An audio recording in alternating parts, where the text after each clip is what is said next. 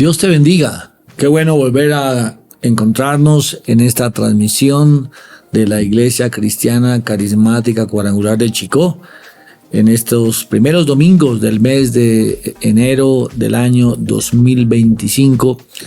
Y me surgió una pregunta, y es: ¿qué se necesita para entrar en un nuevo año o en una nueva etapa de nuestro recorrido? Que por supuesto, cuando cambiamos de calendario, de alguna manera nuestra mente se ubica en comenzar un nuevo camino, un camino que por supuesto desconocemos hacia adelante, pero que es necesario recorrerlo, porque es la bendición que Dios nos ha dado de continuar viviendo. Y vino a mi mente un texto muy hermoso, un pasaje de un momento muy particular, muy especial en la vida del pueblo de Israel. Y recordando que después de que Moisés desarrolla todo su liderazgo, el pueblo ahora, después de haber caminado 40 años en el desierto, de haber dejado una generación que murió en el desierto, pero otra que nació en el desierto, y ahora debían entrar a la tierra prometida. Había una promesa que Dios jamás iba a dejar o a cambiar, y era que ellos iban a conquistar una tierra que fluye leche y miel, allí en Canaán, en un lugar, un punto geográfico, pero más que un punto geográfico, era una plataforma para el cumplimiento de toda la profecía que se había establecido, y además de una promesa dada desde los tiempos de Abraham. El punto es que el evento narrado en el capítulo 3 del libro de Josué, si tú puedes leerlo en tu Biblia, nos habla de aquel momento donde ya el pueblo de Israel está listo para entrar a esa tierra prometida, al territorio de Canaán. Pero había algo que tenían que recorrer físicamente, y era cruzar el río Jordán. Y es un evento muy importante precisamente porque iban a dar ese paso obligatorio, tenían que atravesar el Jordán, y la profecía se tenía que cumplir, es decir, era entrar a un territorio desconocido, pero que no había vuelta atrás. De la misma manera, como cuando recordamos que 40 años y un poco más había pasado lo mismo, porque estaban frente al Mar Rojo. La primera generación que salió de Egipto estaba frente al Mar Rojo. Y Dios hizo un milagro, la presencia de Dios obrando a través de Moisés, quien toma su vara, proclama unas palabras en un discurso heroico, ferviente, y el mar se abre, el Mar Rojo se abre, y se detienen las aguas para que el pueblo de Israel salga de Egipto, ¿no es cierto? Es un éxodo, pero aquí estamos en otro capítulo, pero ante un escenario muy parecido. El río Jordán, por supuesto, el río más caudaloso, más grande, tenía que ser atravesado. ¿Cómo iban a hacer? Tenían que hacerlo para poder entrar a la primera ciudad que conquistaron, como recordamos, Jericó. Y a donde quiero hacer énfasis es que lo que le da el verdadero sentido a esta historia de este tránsito del desierto a la tierra que fluye leche y miel. Qué interesante ver esos dos contextos, ¿no? Es decir, una vida desértica, de una historia de dar vueltas por años, quizás recordando, escuchando historias, corriendo peligros, y ahora iban a entrar a una tierra rica, próspera, anunciaba todo lo mejor, pero había que dar un paso. De la misma manera, nosotros estamos entrando a un año con el mejor deseo de que las cosas sean fructíferas, de que las cosas salgan bien, de que podamos alcanzar lo que Dios quiere que alcancemos. Pero ¿qué es lo que se necesita para transitar hacia lo nuevo? Pues lo que se necesita es exactamente lo que se necesitó en aquel entonces para cruzar el río Jordán. Es importante recordar que ya para aquel entonces el pueblo de Israel ya tenía una historia de adoración y de congregación. Ya ellos habían caminado algunos años donde el tabernáculo de reunión era el principal punto de encuentro de ellos, a pesar de que era un pueblo que caminaron, pero recordemos algo, donde se detenía la nube o la columna de fuego, allí ellos se tenían que detener, armar sus carpas, todo alrededor del tabernáculo de reunión. Ese diseño del punto de encuentro donde Dios les enseñó a adorar, donde Dios les enseñó, además les estableció unas leyes ceremoniales muy importantes para una tribu específica como era la tribu de los levitas, quienes tenían que encargarse de todas las cosas que sucedieran allí en ese tabernáculo. Y en medio de ese tabernáculo, cuando el Señor diseña el tabernáculo, y en el libro del Éxodo, cuando vemos cómo está todo el diseño del mobiliario de ese tabernáculo, en el capítulo 25 nos habla acerca de ese diseño del arca del pacto, un mueble, digámoslo así, ese cajón con una tapa especial reconocida o llamada como propiciatorio, donde los ángeles se encontraban allí, los querubines se debían encontrar, y entre ellos surgía la voz de Dios, ¿no es cierto? Es algo físico lo que estoy describiendo. El versículo 22 del Éxodo 25 dice así: allí me encontraré contigo y te hablaré desde encima de la tapa de la expiación, entre los querubines de oro que están suspendidos sobre el arca del pacto. Desde allí te daré mis mandatos para el pueblo de Israel. Está hablando Dios a Moisés en cómo él iría a transmitir y comunicar sus mandatos. Y estaba involucrada el arca del pacto. ¿Dónde estaba ubicada el arca del pacto? En el lugar santísimo, una de las secciones del tabernáculo, la sección secreta donde únicamente podía entrar el sumo sacerdote una vez al año, con toda una serie de preparativos para que la gloria de Dios se manifestara de una manera edificante para el pueblo. El arca del pacto se volvió entonces el referente de la presencia de Dios.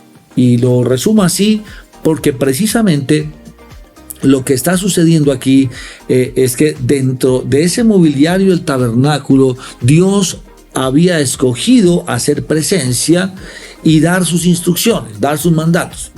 Y es importante porque estos sacerdotes de la tribu de Leví eran los únicos que podían transportar el arca del pacto. Nadie más podía poner su mano sobre este presente de la gloria de Dios físicamente allí. Así que lo que está sucediendo es que van a atravesar el río Jordán. No podían hacerlo, no había embarcaciones. ¿Qué harían entonces? Y la instrucción entonces en el capítulo 3 de Josué, en el verso 4 dice: dado que ustedes nunca antes viajaron por este camino, ellos, refiriéndose a los sacerdotes, los guiarán. Quédense como a 1 kilómetro detrás de ellos. Mantengan una buena distancia entre ustedes y el arca. Asegúrense de no acercarse demasiado. No quiero extenderme en el desarrollo de este texto. Es muy importante entender que la presencia de la gloria de Dios no podemos realmente nosotros imaginarla como se vivía en aquel entonces. Era la forma como Dios le hablaba a su pueblo. Por eso el resto de las tribus tenían que estar alrededor, a cierta distancia, en ciertas condiciones espirituales. Aún los mismos levitas debían estar en una condición de santidad, de pureza, para poder acercarse a maniobrar cualquier implemento del tabernáculo, y con mayor razón el arca del pacto. Pero el punto aquí es que estas instrucciones son la estrategia que Dios da para que más adelante el pueblo pudiera pasar por el río Jordán. ¿Y cómo sería aquello? Pues la presencia de la gloria de Dios lo puede hacer todo. Te repito, este año la presencia de la gloria de Dios será la que te guíe. Que el Dios vivo que habita en tu corazón, el Dios vivo que resucitó de los muertos, Jesús, al cual podemos acercarnos ya no con esa distancia que se tenían que acercar en aquel entonces al arca del pacto. ¿Por qué? Y qué bueno tener este punto, y es que con razón, el libro de Romanos capítulo 3 versículo 20 se nos describe que la ley evidenciaba el pecado, mas no solucionaba el problema del pecado. Pero en Cristo Jesús, por su sangre, nosotros ahora somos libres del poder y del gobierno del pecado, y podemos acercarnos al Señor. No a 1 kilómetro, no en esa distancia, no, podemos estar en intimidad con Él y estar con Él, cerca de Él. Y nuestra vida va a ser determinada por esa presencia de Dios en medio de las situaciones difíciles. ¿Cuál era la situación difícil? Volviendo al texto de Josué capítulo 3, el río Jordán. Era una situación difícil. Como dice el texto, no conocían ese camino, no sabían cómo atravesar el río. Entonces la instrucción es: quédense a distancia de los sacerdotes. Y luego en el versículo 14 al 16, y te lo voy a leer para que veamos qué es lo que pasó. Dice: entonces los israelitas salieron del campamento para cruzar el Jordán, y los sacerdotes que llevaban el arca del pacto iban delante de ellos. Era la temporada de la cosecha y el Jordán se desbordaba de su cauce, pero en cuanto los pies de los sacerdotes que llevaban el arca tocaron el agua a la orilla del río, el agua que venía de río arriba dejó de fluir y comenzó a amontonarse a una gran distancia de allí, a la altura de una ciudad llamada Adán, que está cerca de Zaretán. Y el agua que estaba arriba abajo desembocó en el mar Muerto hasta que el lecho del río quedó seco. Después, todo el pueblo cruzó cerca de la ciudad de Jericó. ¿Qué pasó? Que la presencia de la gloria de Dios en el arca del pacto, que estaban allí los sacerdotes con el arca del pacto, pusieron sus pies en el agua, y en el momento que ponen los pies en el agua, las aguas se empiezan a retener para que el pueblo transite hacia el lugar donde comenzaría el cumplimiento de la conquista de la tierra prometida, la que fluye leche y miel. ¡Qué historia tan hermosa! Pero ¿cómo traer esta historia a nuestra vida?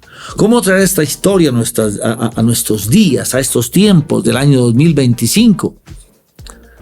Podemos ver de pronto un Jordán muy caudaloso al frente, situaciones del mundo, noticias de las naciones, de los líderes, de la economía, de tantas cosas que están sucediendo, y ese es el río Jordán que tenemos al frente. Sin embargo, hay una promesa, y es una promesa que ya el Señor Jesús cumplió, y es la promesa de nuestra salvación. Sin embargo, mientras caminemos en esta tierra, tendremos que enfrentar todas aquellas cosas que hacen parte de este mundo. Pues bien, ¿cómo caminar este año? Pon la presencia de la gloria de Dios en ese Jordán que tienes al frente. Piénsalo de esa manera.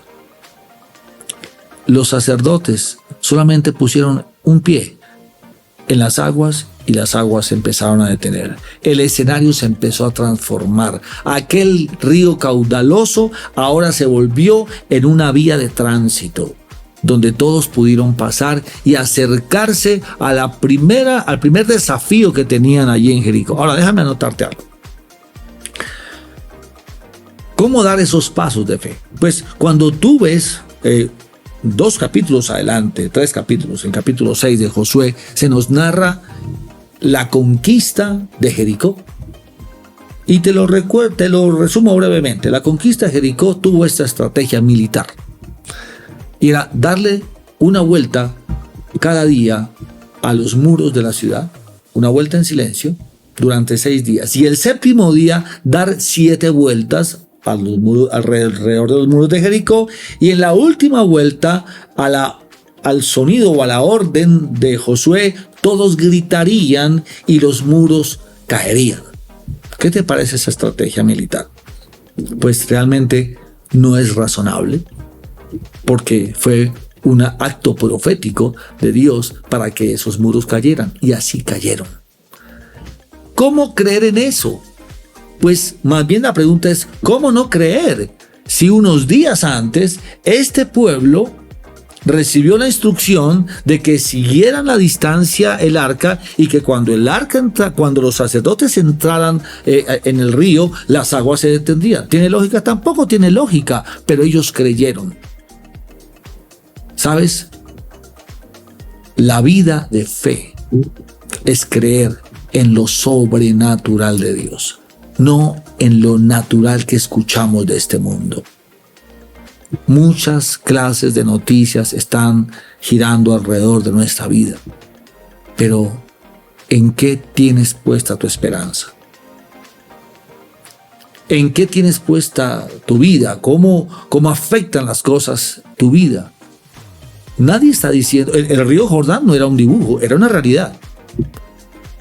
Lo que está pasando en estos días no es una imaginación, es la realidad, es el mundo. Pero la pregunta es, ¿cómo vas a transitar tú hasta el otro lado? ¿Cómo vas a caminar para seguir, no sé si conquistando o pisando o avanzando en lo que Dios te quiere hacer avanzar? Dios quiere que tú avances, eso sí lo tengo muy seguro. ¿Qué significa avanzar en el caso de cada persona? Tú lo sabrás. Pero Dios quiere que avances allá. No va a quitar el Jordán, pero va a hacer un camino especial donde la presencia suya será lo que mueva lo que tiene que mover para que tú pases hacia el lado donde Él te quiere conquistando. Así que entremos en este Jordán que se ha secado para que podamos transitar y llegar a donde Dios nos quiere llevar. Él tiene el poder para mover lo que tenga que mover, para detener las aguas caudalosas que tenga que detener, para detener las tempestades que tenga que detener, o para llevarnos en medio de la tempestad y conquistar lo que quiere que conquistemos. Así que realmente esta historia sucedió. El pueblo no solamente traspasó o caminó hacia el otro lado del Jordán, conquistó Jericó. También se equivocaron, pero Dios volvió y los levantó y conquistaron otras naciones, y allí entonces cada tribu de Israel recibió su territorio, y el resto es historia. Porque de una de esas tribus llegaría Jesús, el león de la tribu de Judá, quien debería llegar a esta tierra, pagar por nuestros pecados, probar la muerte, pero ganar la resurrección. Y Él vive y vive hoy para llevarnos al destino que Él quiere llevarnos. Deseo que todos estos momentos, estos tiempos de inicio del año, tú puedas ver con toda tu fe, con toda tu confianza, que el Señor nos hará traspasar en medio de las situaciones que tengamos que traspasar para que sus propósitos se cumplan. Que el Señor te bendiga y que tengas una excelente semana.